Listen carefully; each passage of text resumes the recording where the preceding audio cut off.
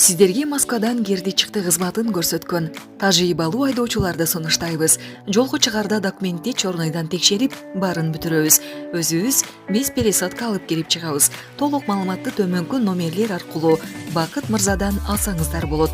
8964 655 35 90 8977 852 00 81 24 саат байланыштабыз.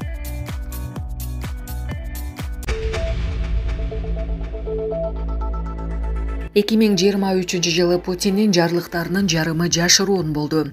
Өткөн жылы Орусиянын президенти Владимир Путин кол койгон жарлыктардын дээрлик жарымы жашыруун болгонун Медиа Зона басылмасы эсептеп чыкты. Бүгүн 2 январда чыккан макалада айтылгандай, басылманын кабарчылары Кремлдин сайтына жарыяланган расмий маалыматтарга таянып эсептеп чыгышкандай, жарлыктардын 49,5% жашыруун болуп, тарыхый чекке жетти.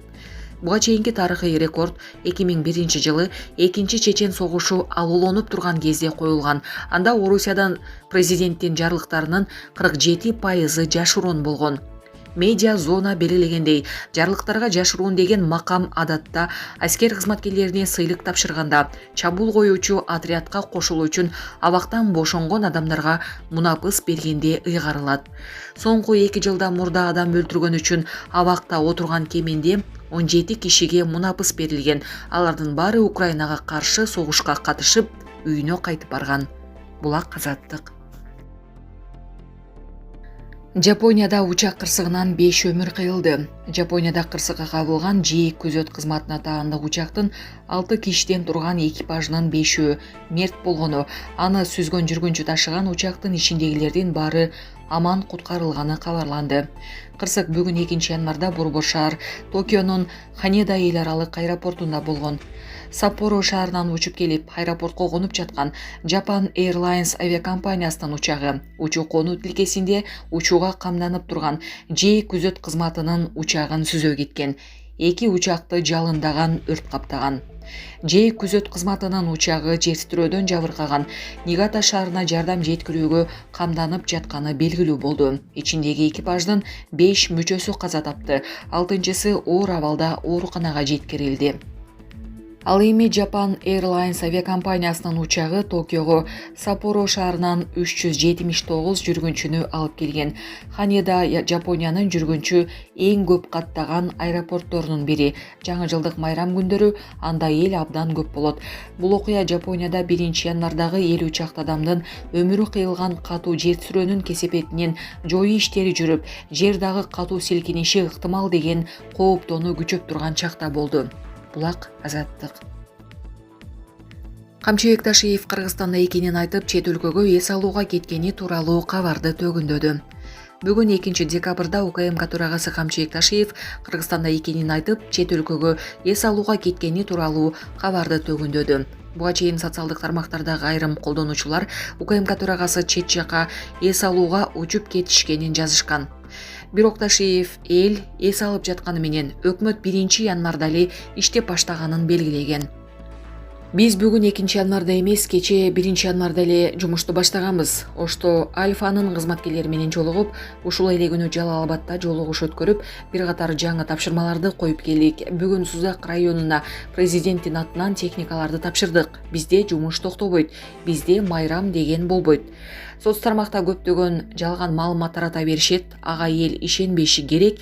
Мына 2 январда мен Сузак районунда турам. Мен эч качан чет жакка чыгып эс алган эмесмин. Андай адам эмесмин. Чет жакка жумуш менен же ден соолукка байланыштуу эле барабыз деген Ташиев. Эскерте кетсек, Ташиев бүгүн 2 январда Сузак райондук милициясына 12 автоунаа тапшырды.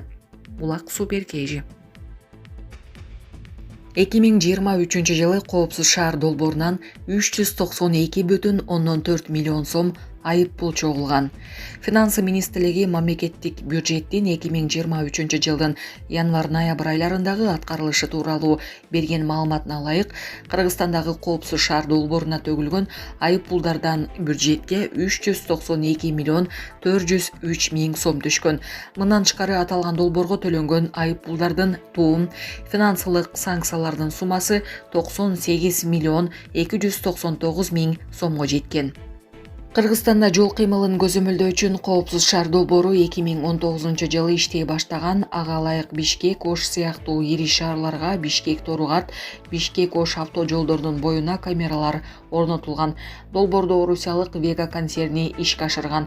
Ички иштер министрлиги коопсуз шаар системасынан тышкары жол эрежелерин бузууларды аныктаган 30дан ашуун авто ураган аппараттык программалык комплексин сатып алган.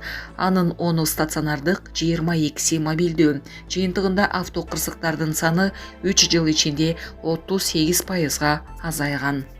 Коопсуз шаар 2 долбоорун уткан. Shenzhen Shunwing Intelligent Co. Ltd Кытайлык компаниясы 7 облус, 2 чоң шаар, 15 кичи шаар жана 73 калк жашаган аймакка видео көзөмөл коюп, жалпысынан 306 аппарат орнотушу керек болчу.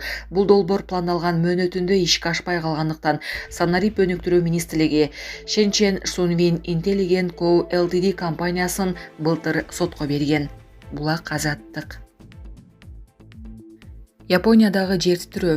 Садыр Жапаров өлкө жетекчилигине көңүл айтты. Мамлекет башчы Садыр Жапаров Япониянын императору Нарухитого жана премьер-министри Фумио Кисидага жер титирөөгө байланыштуу көңүл айтуу телеграммасын жөнөттү. Бул тууралуу президенттин маалымат кызматы кабарлады.